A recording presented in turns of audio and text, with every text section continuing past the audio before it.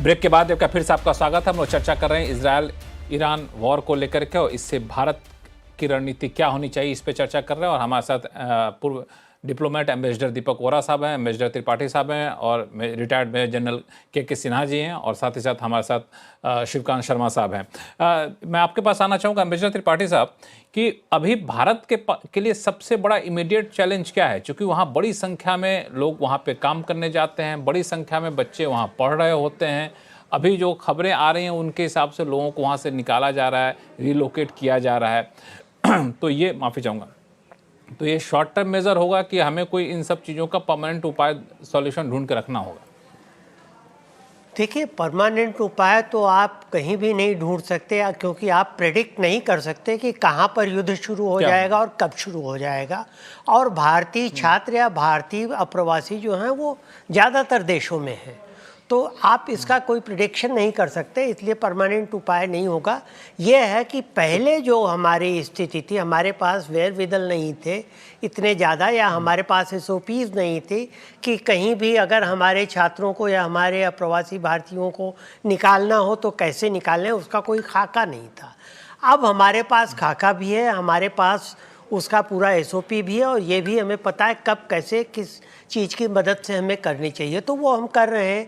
आपने देखा कुवैत युद्ध जब हुआ था, जब हमने निकालने की कोशिश की थी, तो उसमें हमें काफ़ी परेशानी हुई थी, क्योंकि उस वक्त हमारे पास कुछ प्लान, कोई योजना नहीं थी।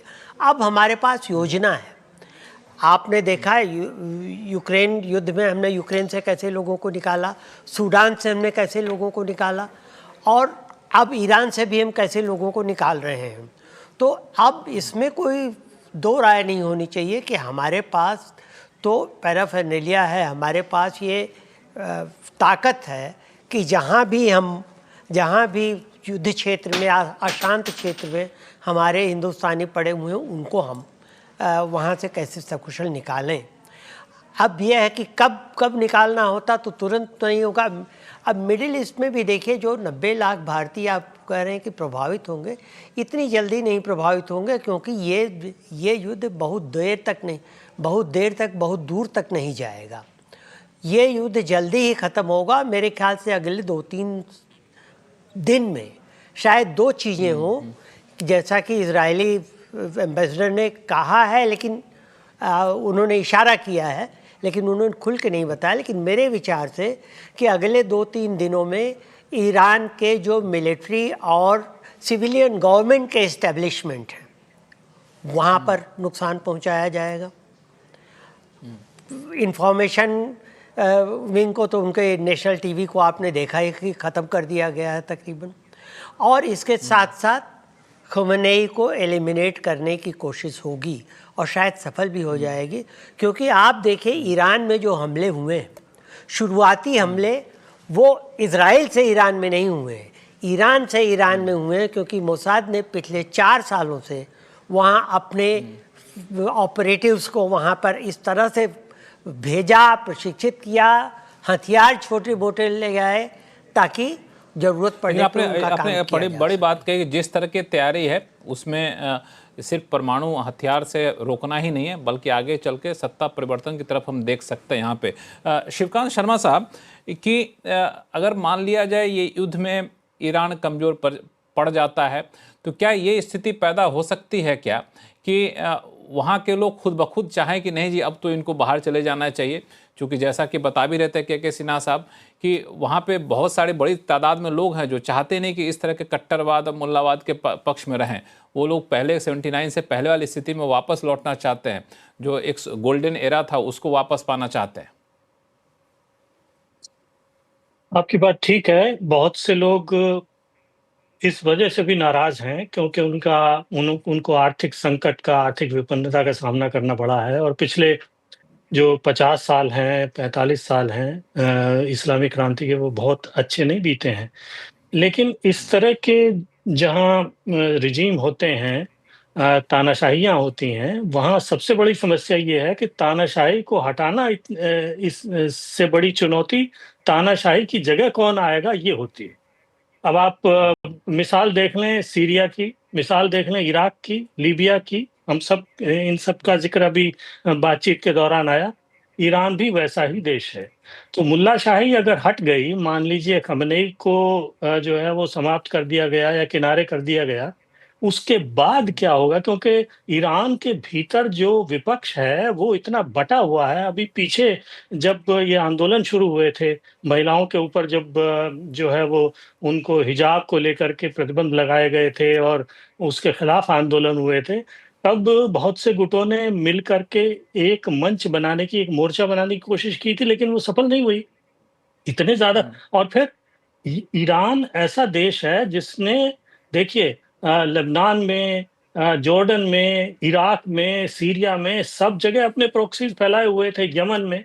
तो जिसने बाहर इतने सारे गुट फैला रखे हैं, उसने उसके अंदर क्या चल रहा है इसका किसी को अंदाजा नहीं है। एक बार गृह युद्ध शुरू हो गया, एक बार जो है वो ये मुल्लाशाही चली गई, तो उसके बाद का मंजर क्या होगा वो बहुत भयानक भी हो सकता है, बेहतर भी हो सकता है। तो ये बहुत बड़ी अनिश्चितता की स्थिति है। ट्रंप जो है इसीलिए परेशान भी हैं।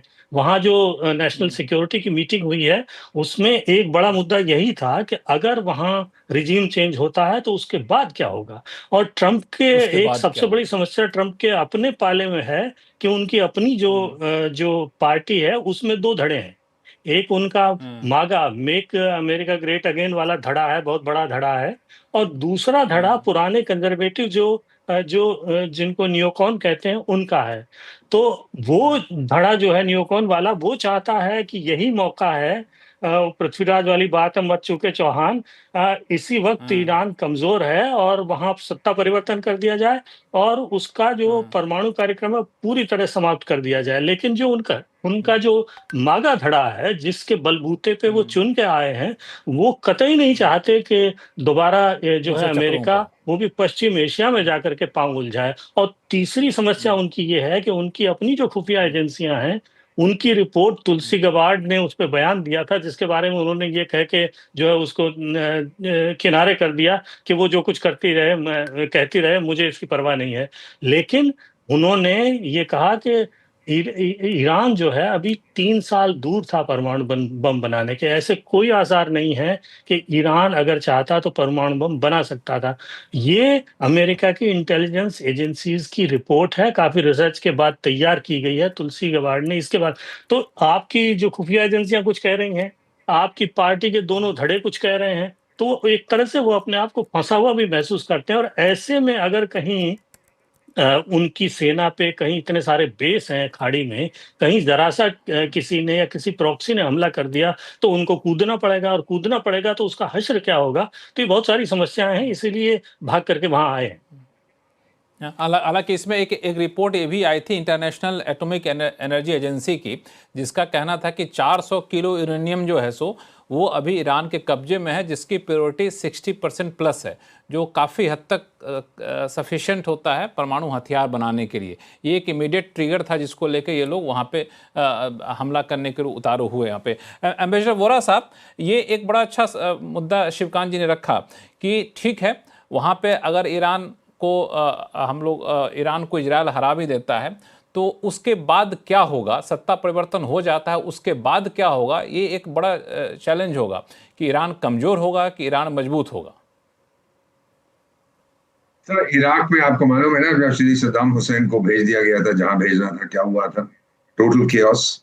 लीबिया में आज तक वो चल रहा है, श्री गद्दाफी साहब को भेज दिया जहां उनको जाना चाहिए था, वहां पर भी यही दंगा हो रहा है। यमन में तो आप जानते ही हैं क्या हो रहा है, हर रोज कुछ ना कुछ होता है।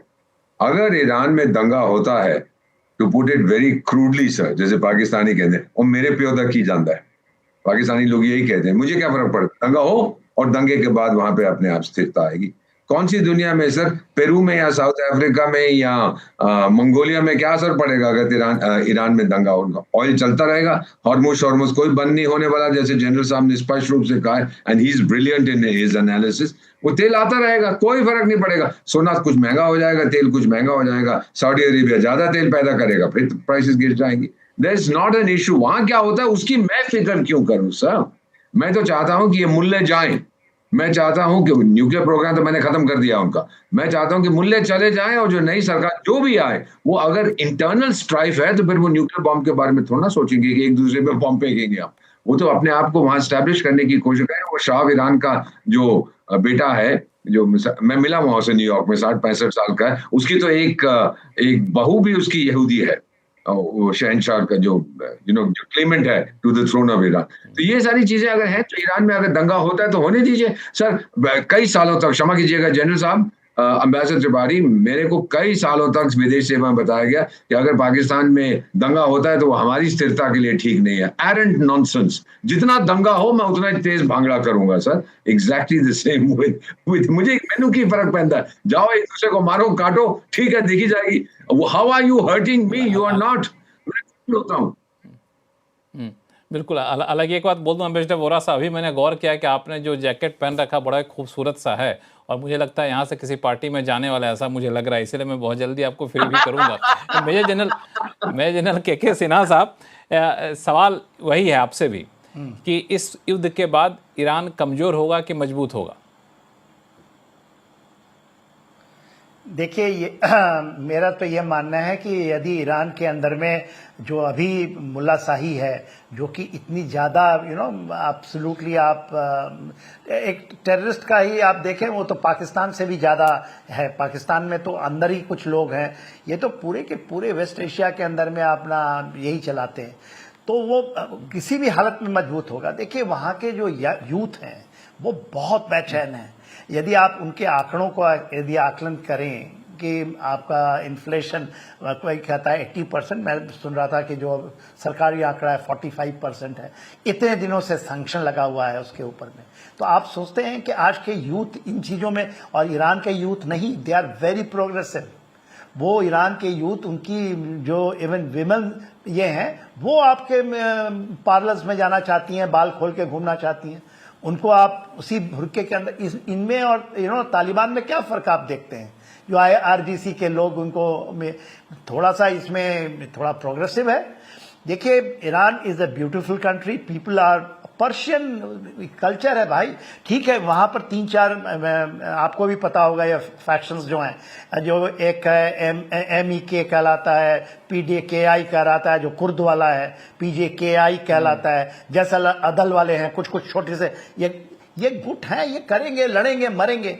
मगर आपका अनटिल अनलेस ये 86 ईयर ओल्ड ये थेरोक्रेसी चला रहा है वहां पर, आप उसको कहते हैं कि नहीं वो वही चले। अभी आप सोच सकते हैं, 86 ईयर्स ओल्ड, और वो जो चीज है जो आप उसको मुल्ला शाही कह रहे हैं, मुल्ला शाही ये चल सकता है 21st सेंचुरी में, मगर क्यों उसको दमन है? वो तो कम से कम तालिबान तो ओपनली करता है। ये तो किस IRGC किस कंट्री में होती है जो कि एक वहां के मुल्ला के पूरी आर्मी खड़ा कर रखा है, और सब उनके जनरलों को देखा है। वो जनरल जो कब्रों में पैर लटक रहे हैं वो कहलाते हैं, वो जनरल्स हैं। वो लड़ाई तो लड़ नहीं सकते। कासिम सुलेमानी थोड़ा सा कम है, बीच में रोकूंगा।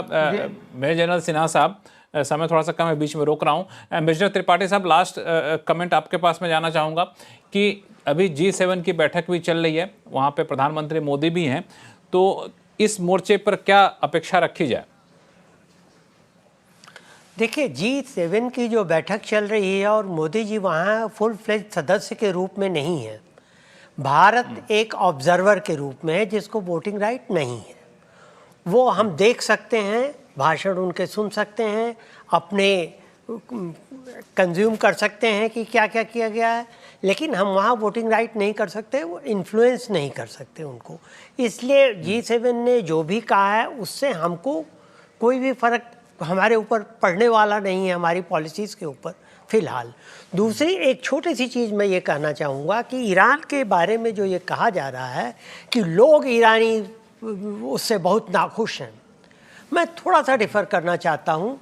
देखिए, 45 साल से ऊपर हो गया है, जिसका मतलब कि 2 पूरी जनरेशन्स जो हैं इस मुल्ला शाही के बीच में पैदा हुई और पली बढ़ी हैं, जिनको इसका इल्म नहीं है कि इंडिपेंडेंस क्या होती है, लिबरलिज्म क्या होता है। अगर यूथ इतने ही खिलाफ होते ईरानी शासन के, तो आप बताइए कि कुछ युवा लड़कियों को छोड़ करके बाकी कितने युवा मर्दों ने वहाँ अपनी आवाज़ उठाई है पोटेंशियल ढंग से? नहीं उठाई है ये, क्योंकि जैसे कि सरीन साहब ने बताया बटे हुए ये भी एक पक्ष है, ये भी एक पक्ष, हालांकि बाद में ये भी एक पक्ष आपने सही रखा। इस पर हम लोग आगे भी चर्चा करेंगे, चूंकि युद्ध अगर लंबा खिंचता तो हम लोग ऐसे डिबेट और भी करेंगे, लेकिन फिलहाल शो का समय खत्म हो रहा है। आप सभी मेहमानों का बहुत बहुत धन्यवाद हमारे शो में जुड़ने के लिए और अपनी बहुत ही बेहतरीन तरीके से राय रखने के लिए। आवाज़ अड्डा में फिलहाल इतना ही। देखते रहिए CNBC आवाज़। नमस्कार।